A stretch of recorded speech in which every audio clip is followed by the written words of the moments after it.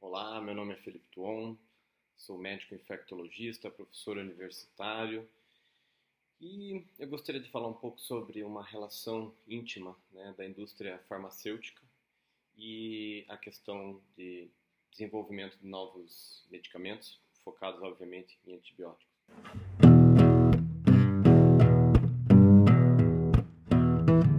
Nós sabemos que, devido ao uso desnecessário e generalizado, excessivo de antibióticos, as infecções bacterianas elas estão cada vez mais resistentes ao tratamento que nós temos atualmente e nós temos poucas opções terapêuticas, né?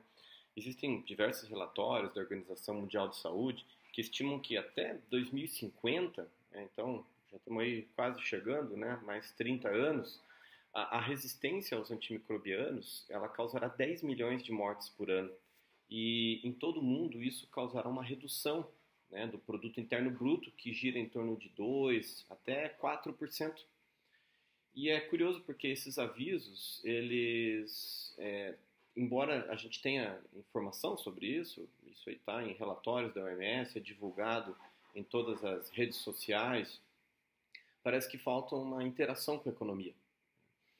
Porque quando ocorre, né, descobriram lá que há um aumento, né, da temperatura do planeta Terra e que com essa elevação de 2 graus de temperatura, isso culminará com uma perda de 3% do PIB. Ótimo, imediatamente, né, painéis, né, governamentais sobre mudanças climáticas foram instituídos, políticas, né, governamentais, públicas, privadas, se uniram para mudar toda uma situação para evitar essa perda de 3% do PIB, que é muito próximo daquele valor que eu comentei sobre o uso generalizado de antibióticos.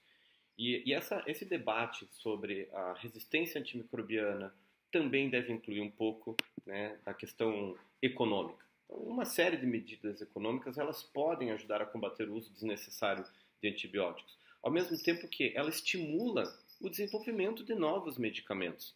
Veja, o desenvolvimento de novos antibióticos geralmente não é lucrativo. Diante disso, o que acaba acontecendo? A maioria das grandes empresas farmacêuticas, ela largou o campo de investigação. A gente precisa de bolsa de pesquisa, créditos fiscais, né, algum tipo de estímulo para as indústrias farmacêuticas para que elas possam voltar a desenvolver pesquisas relacionadas a novos antimicrobianos, pesquisas clínicas para o desenvolvimento de novos medicamentos. E essa questão ela é fundamental para as empresas farmacêuticas, porque elas são solicitadas a ter novos produtos, mas elas não recebem o devido estímulo, como, por exemplo, desenvolvimento de carros elétricos, desenvolvimento de novas técnicas de energia baseada em energia eólica, em energia solar, que a gente chama de energia limpa. Isso não aconteceu ainda com os antimicrobianos. Só para vocês terem uma ideia, eu fiz uma análise dos 2 maiores laboratórios, né, no mundo que são responsáveis por produção dos principais antibióticos, né? E nessa análise, vocês podem ver que houve uma redução, né, do ganho que o laboratório tinha há 10 anos atrás em relação ao que ele ganha hoje. E só para vocês terem uma ideia, quando comparados com os outros produtos, né, o percentual onde o antibiótico fazia parte do lucro líquido da empresa, né, ele representava 10%.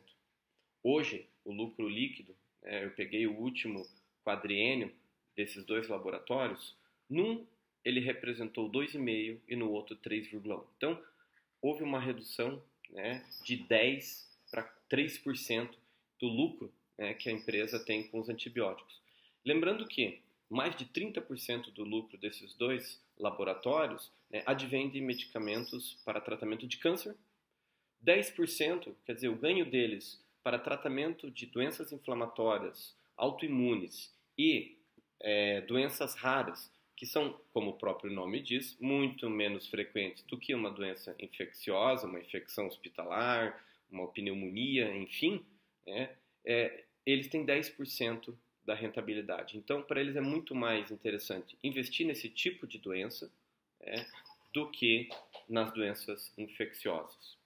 E, por outro lado, os novos antibióticos que nós temos no mercado, temos aí, pelo menos no Brasil, 2 novos antimicrobianos, o custo deles é extremamente elevado. São antibióticos muito bons, né, que têm um espectro de ação contra bactérias multiresistentes, né, não pegam todas, obviamente, mas pegam mais bactérias do que outros antibióticos que a gente tinha anteriormente. O problema é que o custo dessas medicações é extremamente alto. E as pessoas falam, mas eles estão querendo lucrar. Bom, eles estão querendo, na realidade, que isso pague os investimentos que foram gastos durante a pesquisa. E o que isso acaba combinando? Esse preço ele não vem do além. Né? Queremos ficar rico, né, com esse antibiótico. Não é bem isso. Isso tudo é muito bem determinado e calculado. Então, se não houver esse estímulo, né, em relação à diminuição do uso, quando usar de forma correta e, ao mesmo tempo, esse equilíbrio, né, entre o preço do medicamento, a gente vai acabar que, não podendo usar esses antibióticos, que hoje são mais caros, né, pessoas podem morrer por não poder ter acesso a esse tipo de medicação, né, como, por exemplo, no Sistema Único de Saúde.